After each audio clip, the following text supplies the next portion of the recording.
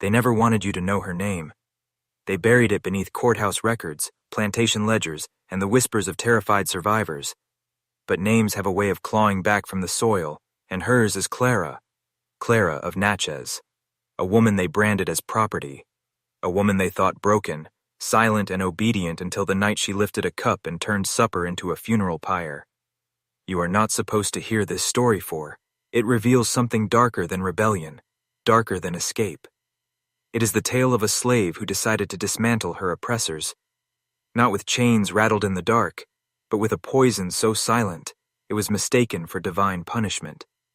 That evening, the grand house stood lit with oil lamps, shadows curling along its walls like living serpents.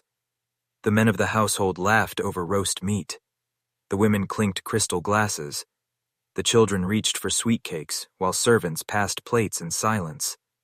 But inside, Clara's gaze burned with the weight of every lash, every violation, every stolen child.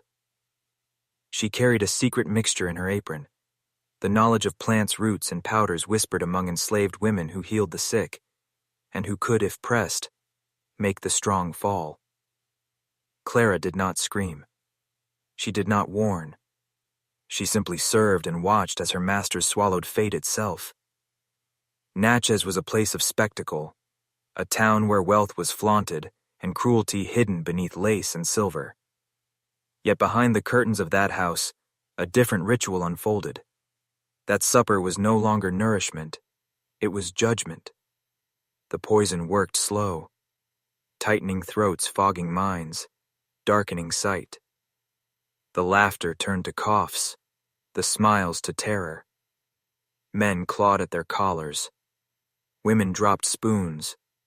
Children cried out as Clara stood still like a shadow unblinking. Every story you have heard about slavery is designed to dull the edge, to turn horror into statistics. But this is no statistic. This is a singular moment when a woman who had been stripped of everything chose to turn the system against itself. She made herself executioner, not in rage alone, but in cold, measured resolve. And this is why they wanted her erased. Because if you know Clara's name, if you understand what she did, you will begin to wonder how many more stories of fire and vengeance were swallowed in silence. Natchez was no ordinary town. It was the jewel of Mississippi wealth, drawn from cotton fields, stretched to the horizon. A kingdom built on the backs of slaves and guarded by rituals of terror. The white families who ruled here believed themselves untouchable. Their estates dripping with gold chandeliers, fine wines and imported silks. They called it civilization. But beneath the glitter lay the stench of chains, whips and blood, and Clara had lived every hour of that nightmare. She had been torn from kin, forced into service within the grandest household in Natchez, where every command was law, and every refusal was punished in ways too cruel to repeat. The masters prided themselves on charm and etiquette, yet at night, their masks slipped, and the walls of that mansion bore witness to screams that were never written in ledgers. They thought Clara broken, bent into obedience by endless cruelty, but beneath her silence, something darker was forming. Not all slaves carried scars upon their backs. Some carried knowledge. Some carried patience. Clara carried both. She had watched her captors closely memorizing their habits, the wines they favored, the dishes. They demanded the arrogance with which they assumed the world belonged to them. She saw their weaknesses, saw how easily they trusted her hands, with the plates that fed them, the cups that touched their lips. The enslaved knew herbs that healed fevers, knew roots that soothed wounds. They also knew what could kill, for knowledge was power, and it passed in whispers in hidden places, by the riverbank, in kitchens, where no white ear listened. It was knowledge not written in books, but etched in survival. Clara inherited it, and in her mind, it became a weapon. The night of the supper was not a sudden act, it was a culmination. The flowering of years of silence sharpened into a single choice. She prepared not with trembling, but with calm as though guided by something, beyond her own pain. The candles flickered. The table gleamed with polished silver, and the air smelled of roasted meat and heavy perfume. None of them suspected the servant moving quietly at their side was preparing their end. None of them saw the storm rising in her eyes. That supper would mark the unraveling of their illusion of control, and Natchez would never forget. The house that evening was a theater of power candles blazing across polished wood portraits of ancestors staring down like judges of a dying empire. Outside, the air was thick with the hum of insects and the distant moan of the Mississippi River. Inside, crystal glasses caught the light, while silver forks tapped against porcelain. A normal supper for the lords of Natchez, but hidden in the silence of the servant stood a storm named Clara. Every guest at that table believed themselves immortal masters, ordained by God to rule and to punish. They had inherited land money and the right to command bodies, as though they were tools. They never imagined their world could collapse, not with armies, not with courts, not with laws, certainly not with the hand of a woman they called slave. Yet collapse begins when arrogance blinds the eyes. The poison was chosen with care, not for speed, but for certainty. It entered blood like a whisper, spread like a rumor, then seized the body like an iron chain. First a throat tightening, then a dizziness creeping like fog across the brain. A cough here, a stumble there, hands clutching at the tablecloth, while laughter faltered. Clara moved among them, silent, steady pouring wine, replacing dishes, as if nothing changed. The more they swallowed, the more the noose drew tight. Around that table, the Empire of Natchez choked on its own supper. What makes this moment unbearable for history is not simply the death, but the mirror it holds up. For every plantation lived in the illusion of permanence that slaves would serve without end, that generations of wealth would roll forward untouched. Clara shattered that lie in an instant. She proved the system was fragile, that the very hands feeding it could also deliver ruin, and that truth terrified them more than death itself. Imagine the silence after the first man fell. His face, pale lips quivering. Imagine the gasp of the women, the confusion of the children. Imagine the sudden weight of realization that control had slipped from their grasp forever. Clara did not run. She did not scream. She stood as if carved from stone and watched the mighty tremble. For the first time they saw the truth, that fear belonged not to the slave, but to the master. The supper table became a battlefield without weapons. Forks clattered from trembling hands. Crystal shattered against the floor as bodies convulsed. Chairs toppled as once proud men gasped for breath, eyes bulging as if drowning in the air itself. The women shrieked prayers calling on a God they claimed had blessed their dominion, while the children sobbed, clutching at their mothers. Clara moved not as a servant now, but as something older, something inevitable. She was the shadow they had ignored until it stepped into their light. The poison spread in waves each moment, another collapse, the sound of choking filling the hall like a hymn of judgment. The candles flickered, as though the air itself recoiled from what it witnessed. The great portraits lining the walls seemed to stare in frozen horror as descendants of wealth writhed at the feet of the woman they once commanded. In that instant, the plantation world cracked. For centuries it had been built on ritualized terror. The lash, the auction block, the branding iron, all designed to enforce obedience. But Clara revealed a forbidden truth. Obedience could turn into vengeance, and vengeance could wear the mask of silence. No rebellion drums, no fires in the fields, just supper transformed into execution. It was not chaos. It was precise, measured, and deliberate. She had taken their trust and turned it against them like a blade concealed in plain sight. What they called property had become judge and punisher. They thought her powerless, but power is not always loud. Sometimes it waits in the shadows, patient. Sometimes it walks softly until the moment of revelation. Clara's face did not betray triumph. She was not laughing as they died. She stood with eyes dark and still a witness, more than a celebrant. For in her silence there was a gravity, a terrible weight. She knew this act was not just for herself, but for the countless voices buried in unmarked graves, or the children sold downriver, for the women violated and silenced. She became their vessel, their hand reaching across time to strike back at the empire that had devoured them. This was not merely poison in the blood. It was the past itself rising to demand payment. Morning revealed a house transformed into a mausoleum. The once grand Whitmore estate stood silent, curtains drawn against the sunlight that dared to touch its shame. The servants moved like shadows, carrying out the bodies of their masters, the air still heavy with the metallic tang of death. Word traveled faster than horses, faster than the river itself. By noon, whispers ran through Adams County. A plantation family gone in a single night. Not by fire, not by uprising, but by the unseen hand of a cook. In taverns, men lowered their voices, afraid the very air might carry their words.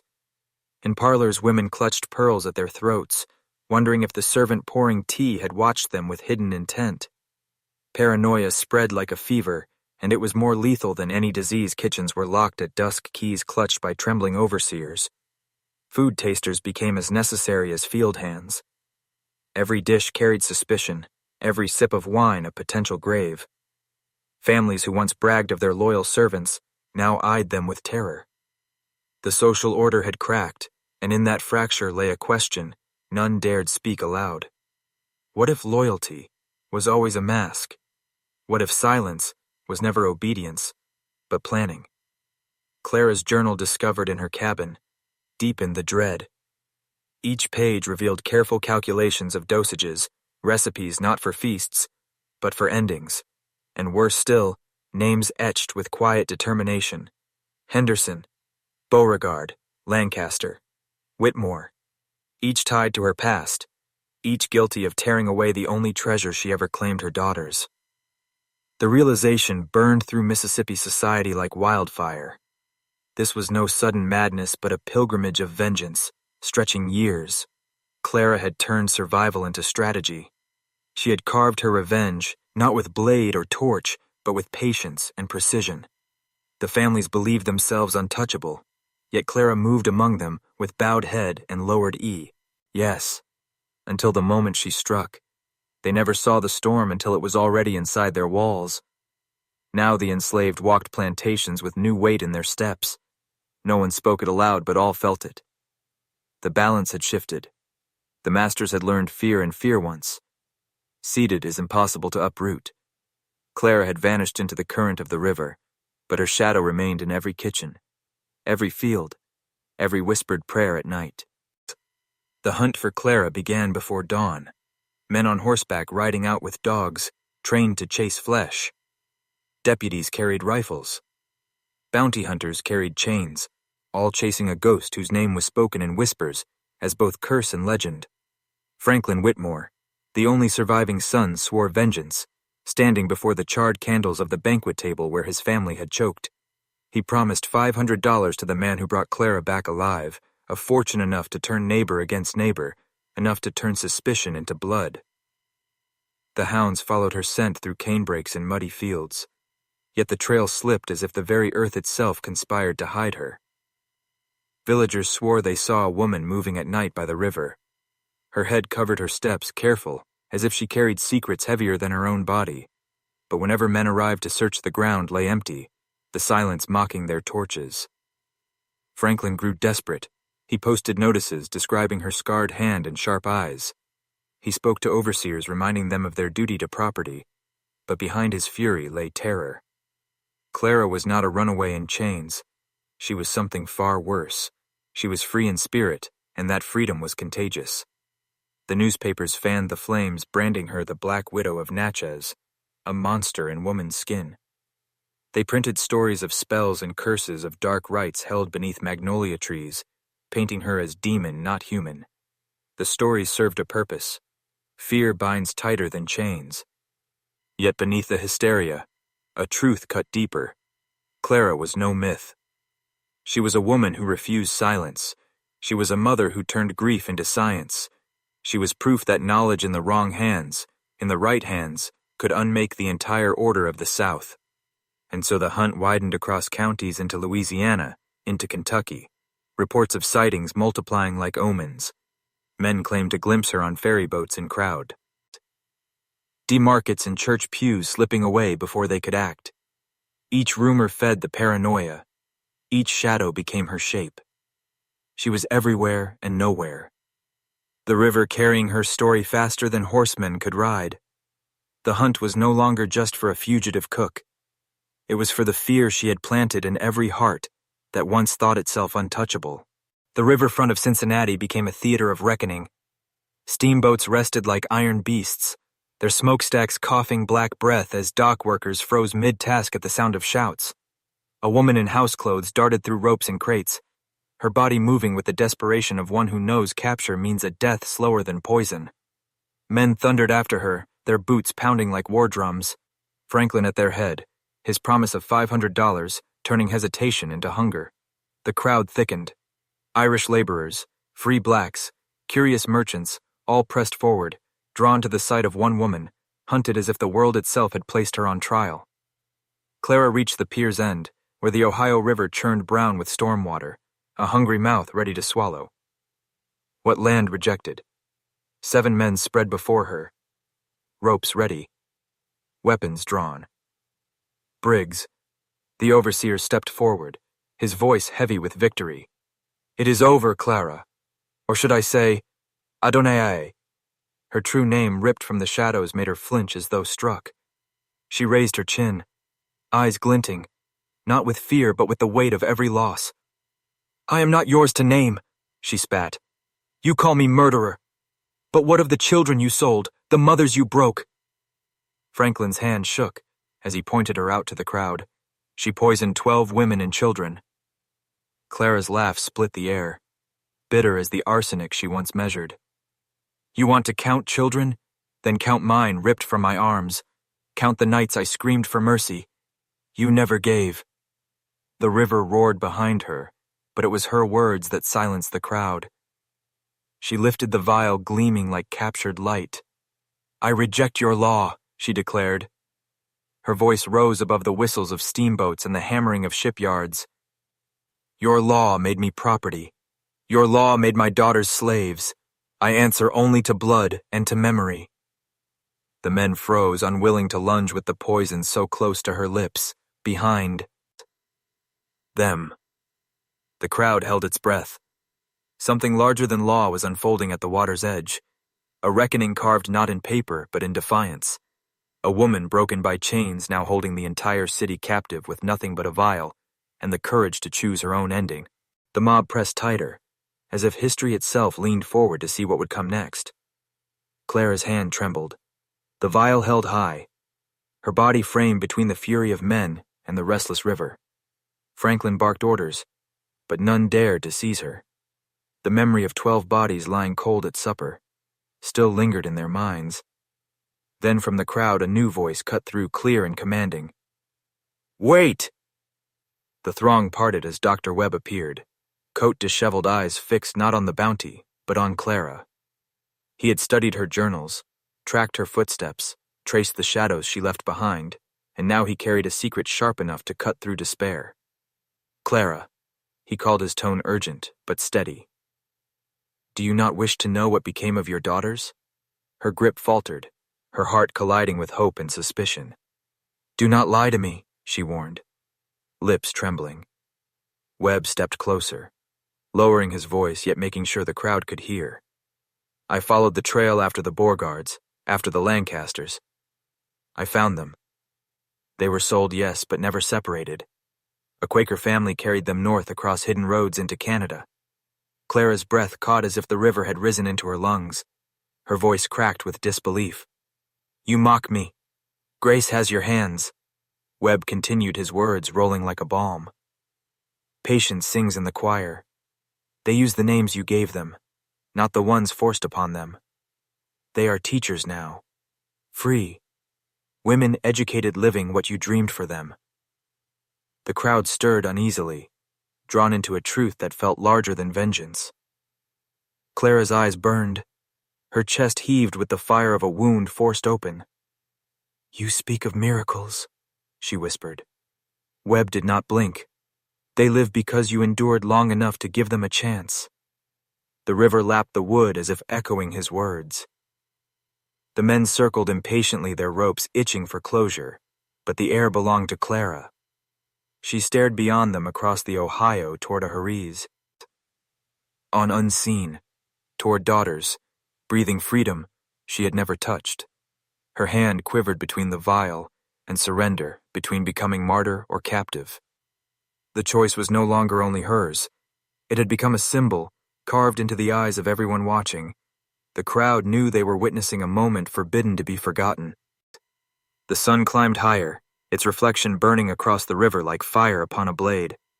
Clara stood at the boundary between earth and water, between death and capture, her voice rising above the clamor so all could hear. If I drink this, I die a free woman. If I surrender, I die a slave. Either way I die, but only one way is mine. Her words struck the crowd like thunder. Some gasped, some wept, some clenched fists, unsure whether to pray or flee. Franklin's face twisted with rage, the bounty glittering useless in the air. He shouted for men to act to seize her, but none moved, for they were caught not by her body, but by her defiance. Clara lifted her eyes across the river toward a land she would never reach, but her daughters might. She saw them in memory. Grace with hands stained by chalk, Patience with a voice carrying hymns. She imagined them standing in light she would never touch. She looked back at the hunters, their ropes dangling like symbols of a past she had already buried. Tell them, she commanded, her voice a storm in still air. Tell them their mother loved them enough to become a monster. Tell them their mother chose her own ending. The crowd swayed, torn between awe and terror.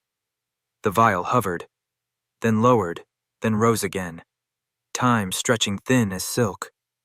The men lunged forward. The mob surged, the dock groaned under the weight of history, and in that moment, Clara chose neither poison nor chains. She turned with sudden force and leapt into the churning Ohio River. The water swallowed her whole, brown waves closing like a secret unbroken. Franklin screamed orders. Boats scrambled, nets dragged, but the river knew how to keep what belonged to it. Hours turned to days. No body surfaced. The water carried silence as its witness. The crowd left with haunted eyes, whispering that they had seen something greater than rebellion. They had seen a woman who carved her own fate from the hands of men who thought they owned her. The river never returned her body, and so the South was left with something far more dangerous than a corpse. It was left with a story. Rumors spread faster than the current itself, each telling, reshaping her into myth. Some swore they saw her crawl onto the Kentucky shore, dripping like a revenant, ready to raise an army of the enslaved. Others claimed the river delivered her downstream to New Orleans, where she poisoned another master's table. Still others whispered that she rose no longer flesh, but spirit, bound to the waters of the Ohio, haunting those who trafficked in flesh. Franklin cursed the tale, yet could not kill it. The bounty posters rotted in rain untouched. No one dared claim the reward, for fear the river would rise against them. In taverns, dockworkers muttered that a woman had broken the contract of chains with nothing but a vial. In cabins, enslaved families whispered her name with trembling reverence, careful not to speak too loud lest the overseer hear and lash the air. Yet once the sun fell, the name Clara carried like smoke through the quarters, passing from lip to lip, as if her leap had cracked the silence that bound them. Dr. Webb wrote letters, frantic and urgent, to abolitionists in the North, detailing what he had seen and the revelation of her daughters free in Canada. His words turned Clara into a beacon, a figure not of poison, but of resistance. The authorities tried to twist her into a warning. They painted her as mad as possessed by the devil. But the tale refused to obey law. It moved as water does, finding cracks in stone. The South tightened its grip, fearful that another Clara might rise at any supper table. The North took her as omen, proof that the will of the enslaved could not be buried without consequence. The truth of her death or survival became irrelevant. What mattered was the image, a woman leaping not into despair, but into freedom, tearing the script of bondage with her final breath. And so Clara of Natchez ceased to be one woman, and became a shadow moving through plantations, through riverside towns, through the very dreams of men who thought themselves masters. The years that followed turned Clara from fugitive into forbidden scripture, whispered in corners where fire burned low. Overseers heard the name in hushed tones and grew anxious, for no chain could silence a ghost. The enslaved carried her story like a blade hidden under rags, sharp enough to cut, but secret enough to survive. To them, she was not simply a woman who poisoned her captors. She was proof that resistance could wear the face of a mother, and that vengeance could flow through a supper table as easily as through a battlefield. Each telling grew darker, more commanding.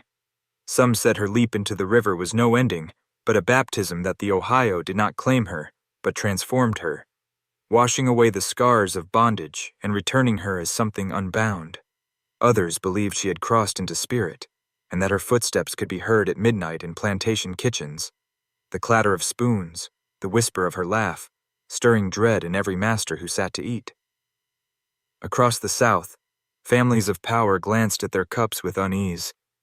No sweetness of sugar could drown the taste of fear. For to them, Clara was not myth, but warning. Her shadow carried the reminder that control built on violence was fragile, and that any meal could become a coffin. Meanwhile, in the North, abolitionist circles used her name like a torch. They printed Webb's letters. They spoke of her daughters. They drew parallels between her defiance and the crumbling of empires. Clara became a cipher. Her true face lost her choices, twisted yet her essence growing only stronger with every retelling. The forbidden power of her memory was not in whether she lived or died, but in the way men whispered of her, with lowered eyes. The South sought to erase her, yet in doing so, only spread her further. It is a rule, as old as empire. What is forbidden becomes irresistible, and Clara of Natchez became the most dangerous of things. A story that could not be shackled, a story that taught the enslaved to dream, and the masters to fear. As seasons passed, Clara's name no longer belonged only to history. It bled into myth until no man could tell where truth ended and legend began. In the quarters, her story was sung in work songs disguised as laments, each verse carrying her leap, her poison, her defiance woven into rhythm that hands could clap without drawing suspicion. In taverns, sailors told of a woman who moved with the river itself. Some swore her face was seen in the fog at dawn, watching from the banks, her eyes glowing like coals. Others whispered that she had struck a pact with ancient spirits of water, spirits older than chains, older than the empire itself, that she was no longer flesh but judgment, and wherever men feasted on stolen labor, her shadow lingered by the table. To the masters, these whispers became nightmares. They dreamed of cups filling with blood of bread, turning black of a woman's laugh, echoing in halls meant for celebration. They woke sweating and afraid, yet dared not speak, for to admit the dream was to admit the fear. In abolitionist circles, Clara became a cipher invoked not for terror, but for transformation. She was painted as martyr, a woman who had carried the weight of bondage into the river, so her daughters might rise untouched by the stain of chains. Her leap became scripture, a ritual reenacted in speeches that urged the North to cease slavery, not as commerce, but as damnation. She became both demon and saint, a paradox so powerful it could not be contained by paper or pulpit. The truth of her body was gone, lost to water, yet the absence itself grew heavier than a grave. For the South, she was a haunting. For the North, she was a prophecy for the enslaved. She was a living weapon, whispered like a spell spoken to children at night, as proof that chains were not eternal. Every empire fears its shadows, and Clara had become one of the darkest, a reminder that no system, no matter how brutal, no matter how fortified, can silence the story of a woman who refused to be owned. The legend of Clara did not remain alone. It began to braid itself into other forbidden tales, whispered across the South stories that masters tried to bury, yet which returned each season like weeds through cracked stone. There was Denmark, Vesey, whose plans for insurrection in Charleston spread terror through white halls. There was Nat Turner, whose rebellion painted Virginia fields with blood. There were whispers of poisonings in kitchens, uprisings in cane fields, fires lit under the cover of night. Clara's leap into the Ohio became a thread binding these stories together, so that the enslaved might believe they were not isolated, but part of a current, moving unseen. The masters wrote records with trembling hands, twisting each act of defiance into madness. They painted rebels as lunatics, touched by devils, yet the enslaved preserved the truth, in song and in shadow. They knew that institutions feared not only the blade, but the story, for steel can be broken, but memory seeps through walls. The church preached submission, the courts codified chains, the newspapers screamed warnings of savage uprisings, but beneath it all pulsed the quiet retelling of Clara's leap, whispered by firelight, repeated until even children knew the rhythm of her defiance. Every empire learns this too late, that control depends not on iron or rope, but on narrative. And Clara's narrative had slipped beyond their grip. They tried to silence her with silence, but silence is a seed, and in the soil of oppression it grows wild. The North took her name and reshaped it for rallies and speeches, while the South tried to bury it in fear. Yet both failed, for her story belonged to no side. It belonged to the current of human will, refusing to be broken. Institutions sought to manipulate memory, rewriting events to strip them of power. But Clara resisted even in absence, for no ledger, no law, no sermon could erase the image of a woman at the oath. River's edge, clutching a vial and choosing her fate over submission. That image became a weapon sharper than steel. It was not history, it was inheritance. Control is never only chains or whips, it is the shaping of thought, the quiet bending of memory, the slow rewriting of what a man believes to be true. The plantation system knew this better than any empire before it. They broke bodies, but more dangerously, they sought to break minds. The enslaved were taught obedience through sermons preached by men, paid to sanctify bondage, through laws written by hands, that called theft property, through ledgers that turned human lives into numbers on a page. This was the architecture of psychological control, yet Clara shattered it not with armies or speeches, but with a supper table. She proved that the illusion of authority could be pierced by the will of one woman who refused to eat in silence.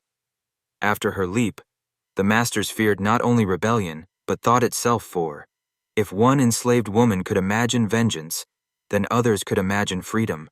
And once imagination awakens, chains no longer hold the same weight. They attempted to weaponize her story, twisting her into a symbol of terror, warning slaves that rebellion leads to damnation.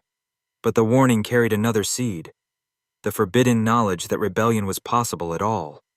You see, that is how control unravels, not in open war, but in the planting of ideas.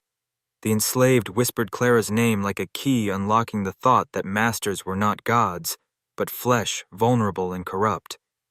Clara's legend was not merely about poison, it was about piercing the mask of authority, about revealing that the order of the world was nothing more than a script written by those who fed on power. And when a script is seen for what it is, a lie, then it can be rewritten. Institutions tremble when individuals see through them, because authority rests on belief more than force. Clara tore the veil, and in doing so, she became a weapon of consciousness, a living reminder that no system, however vast, can enslave the mind that has glimpsed its own power. The story of Clara became more than history. It became a mirror, and every man who heard it was forced to face the corruption he served, whether by chains or by silence. For the masters, her leap was terror. For the enslaved, it was fire. For the generations that followed, it became a riddle of power. What does it mean when the powerless become untouchable? When a woman stripped of name and body still commands fear, long after her flesh is gone? It means the mask of authority is paper thin, and the ink that writes law is stained with lies. Ancient empires knew this. Rome silenced Spartacus with crosses, yet the memory of his revolt haunted them for centuries. The church silenced heretics with flame, yet their questions grew stronger with each martyr. The South tried to silence Clara with water, but she rose larger than the land itself. Each institution builds itself upon manipulation, upon the belief that its order is eternal, yet every order falls when men awaken to its fraud.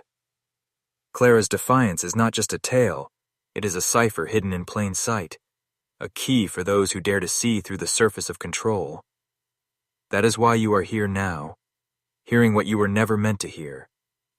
You feel the weight of it pressing against your chest, the sense that you are being pulled into knowledge that alters you. There is no turning back once you glimpse the machinery behind the curtain. The masters of this world fear not the rebel's blade. They fear the man who thinks for himself. They fear the mind that refuses to kneel. The question is not what Clara did. The question is what you will do with the knowledge of what she became. If you understand, if you feel the current pulling you deeper, then I want you to write in the comments the phrase, "I leap into the river," and then write it again. I leap into the river. This is not vanity. This is not ritual for algorithm. This is transformation. It is you declaring before the shadows that you see through the mask, and that you will no longer feed the lie. Write it twice, seal it in fire, and the descent will mark you as one who has crossed the threshold. Clara's myth did not remain bound to the South. It flowed like the river itself, merging with hidden currents of resistance across the world. She became part of a secret language spoken by the oppressed, a language that masters could not read because it lived in silence, in gesture, in song. From Jamaica to Haiti, from maroon settlements in swamps to freedom trails carved into the night, her name was carried like contraband, more dangerous than any blade, because it was an idea, and ideas cross borders without chains or guards. The institutions understood this too late. They thought they could drown her, yet, by trying to erase her, they only made her immortal. That is the paradox of power. The more it tries to bury truth, the more truth rises through the cracks. And so Clara became not a single woman, but an archetype. She was the mother who poisons the master's cup, the spirit who turns the meal of the rich into ashes, the shadow that walks beside every oppressed soul, whispering, "You are more than they tell you. You are." They called her dangerous, but danger is simply what power names when it cannot control a story. Institutions to this day still weaponize memory. They rewrite textbooks, they sanitize violence, they disguise chains in polite language. They turn rebellion into madness, resistance into crime, freedom into disorder. But Clara slips through their grasp because her story cannot be polished or diluted. It carries blood. It carries grief. It carries a defiance that burns too bright to be domesticated. The same machinery that once declared her a criminal now works in different masks in boardrooms, in parliaments and screens that glow in the night. Yet the principle is unchanged. Control thrives on forgetting, and rebellion thrives on remembering. Clara's leap forces us to remember, forces us to see the illusion of eternal order. For what it is, a brittle lie dressed in law. Her shadow reminds us that every system that feeds on silence is already doomed to fall. Clara's leap was not only past, it was prophecy. Every empire imagines itself immortal, yet every empire carries its own. Clara, a figure who reveals the sickness at its core. The South believed chains would last forever, yet her defiance cracked the foundation. Today the chains are dressed differently, glowing screens instead of iron ledgers, instead of whips, contracts instead of manacles. Yet the principle is unchanged. The same institutions that once owned bodies now own thought, shaping memory, bending desire, rewriting what it means to be free. They tell you freedom is choice, while offering only cages painted in brighter colors. They tell you rebellion is crime, while their own crimes are sanctified by law. They tell you to forget Clara, to forget every voice that tore the mask away, for forgetting is the truest form of slavery. But Clara returns, not as a ghost of one river, but as a current running beneath every false authority. She asks you not to worship her, but to see through the machinery that binds you. She is the whisper at your table when you consume what they feed you, the question that stirs in your chest when the news repeats its script, the fire that rises when you realize the rules were written only to keep you docile.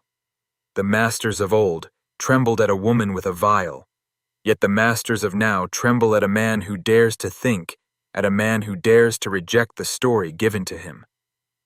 Clara's leap is the eternal reminder that submission is a choice, and that even one act of defiance can echo through centuries. The question is not whether she lived or died. The question is whether you will live awake or die asleep. Will you feed the system with silence, or will you stand at the river's edge and leap into your own fire? The prophecy is not about Clara. It is about you. The river still moves carrying secrets older than nations, and Clara moves with it not as flesh, not as myth alone, but as current whispering into every ear that leans close enough to listen. You have walked with her through darkness. You have heard the words you were never meant to hear, and now the question remains: what will you do with it? Knowledge once taken cannot be returned. It stains the soul. It reshapes the vision. Clara's story was never about vengeance alone. It was about tearing away the mask to reveal what power fears most, that even the smallest spark of defiance can burn empires. Her leap was not escape. It was declaration. It was the final refusal to let the world script her ending. You are standing now where she stood, at the edge of silence, at the edge of the river. You feel the pull, the choice between surrender and awakening. The institutions of today wear different masks. They speak in polished tones. They offer comfort and distraction. Yet beneath it all, the same machinery grinds, demanding obedience, demanding silence. Clara's shadow refuses that silence, and now so must you. The moment you heard her name, the descent began. You have felt the cracks beneath your feet. You have glimpsed the machinery behind the curtain. You have seen how every empire, no matter how mighty, trembles before the truth whispered in darkness. This is the inheritance of Clara, not chains, not fear, but fire. You are no longer a spectator. You are marked. Every man who reaches this depth must choose whether to close his eyes and forget or to carry the shadow forward. You are not meant to be comfortable. You are meant to awaken. Do not look for her body in the river. Look for her voice in your own chest, rising with each breath, refusing with each word.